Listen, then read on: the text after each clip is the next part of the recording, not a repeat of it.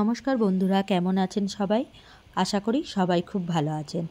মেয়েকে স্কুলে পৌঁছে দিয়ে বাড়ির কাছের সুপার মার্কেটটিতে যাচ্ছি। আর দেখুন, ঠান্ডার মধ্যে পায়রাগুলো কেউ হয়তো এখানে ব্রেড টুকরো টুকরো করে ছড়িয়ে দিয়ে গেছে। ওরা সব ব্রেড খেতে অস্থির।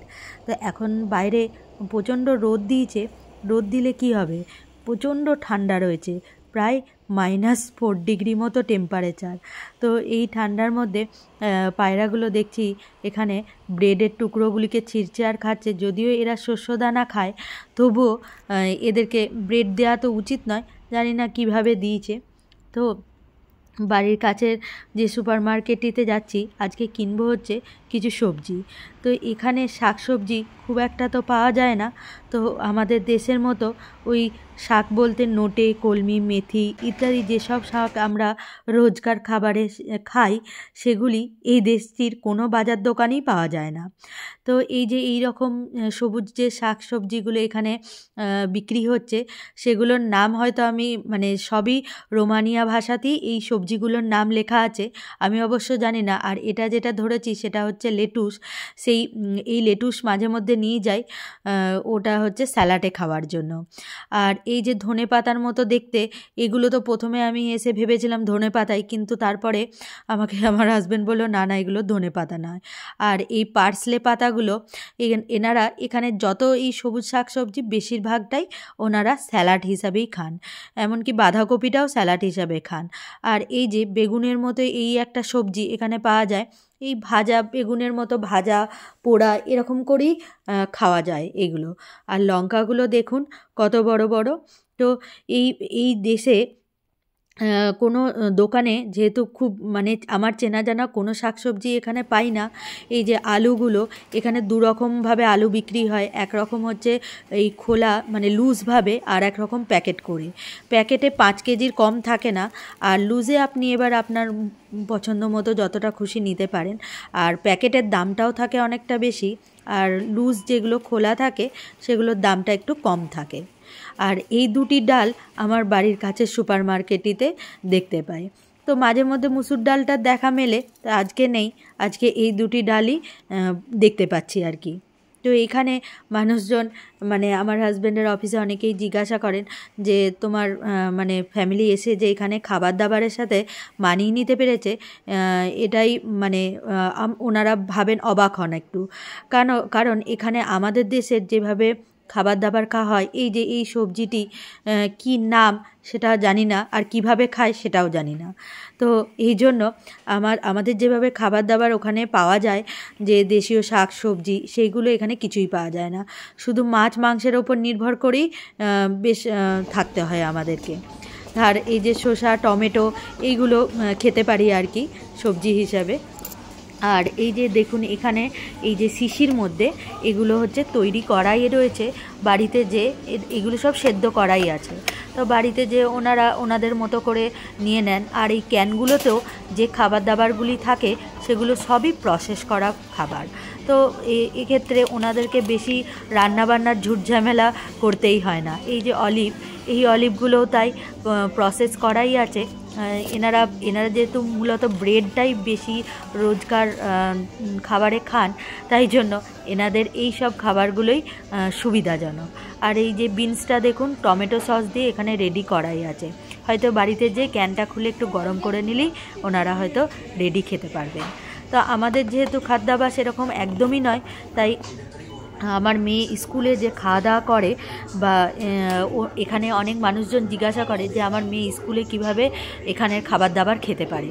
যেহেতু স্কুল থেকে খাবার দেওয়া হয় আর খাবারগুলি সবই সেদ্ধ খাবার, তো প্রথম আমরা বলি, আমার হাজব্যান্ডও বলে আর আমিও বলি, যে প্রথমে তো আমার মেয়ের ভীষণ অসুবিধা হয়েছে, কিন্তু কিছুদিন যাওয়ার পর ওর এখন অনেকটা অভ্যাস হয়ে গেছে, তাই ও খেতে পারে। এই যে এই চিকেনের এই কিছু একটা ফিলেট রাখা আছে, এটা প্রসেস করাই আছে, যেটা ব্রেডের সাথে ডাইরেক্ট খাওয়া যাবে। তো ওই জন্য এখানের মানুষজনদের কোনো রান্নার খুব বিশেষ ঝুট ঝামেলা নেই। আর দেখুন এখানে যাদের পোষ্য আছে তাদের খাবার বাটি, আর এই যে পোষ্যদের বাইরে যে পটি করাতে নিয়ে যায়, সেটা বাইরে মাঠে বা বাগানে পটি করলে সেটাকে তুলে ডাস্টবিনে ফেলে দিতে হয়, তার জন্য এখানে প্লাস্টিকও বিক্রি হচ্ছে। তো এই কারণেই মূলত এই দেশে আমাদের এশিয়ান বা ইন্ডিয়ান মানুষজন এসে খাবার দাবারের সাথে কিছুতেই ম্যাচ করাতে পারে না নিজেকে। তার কারণ খাবার দাবার তো সেরকম নেই, মানে শাক সবজি। কখনো কখনো আমরা ওই যে এশিয়ান মার্কেটে যাই, সেখানে গিয়ে মানে করলার দেখা পাওয়া যায়, সেটা মাঝে মধ্যে, কি সব সময় নয়। আর এই দেখুন এখানে লঙ্কাটাকেও সেদ্ধ করে শিশির মধ্যে ভরা আছে। আর আর আরেকটা কারণে এদেশে মানুষ এসে অ্যাডজাস্ট করতে পারে না, বা কোনো বাচ্চা আসলে তার সব থেকে বেশি বড় মুশকিল হয়ে যায়, সেটা বলছি আপনাদের কেন। আর তার আগে দেখুন এখানে কত রকমের ভ্যারাইটি ব্রেড রাখা রয়েছে।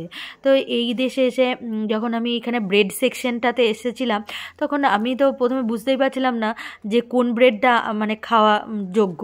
তো এগুলো সবই গুণমান সম্পন্ন ব্রেড রেখেছেন ওনারা। তো যার যেটা সুবিধা, তো দামেরও হেরফের রয়েছে।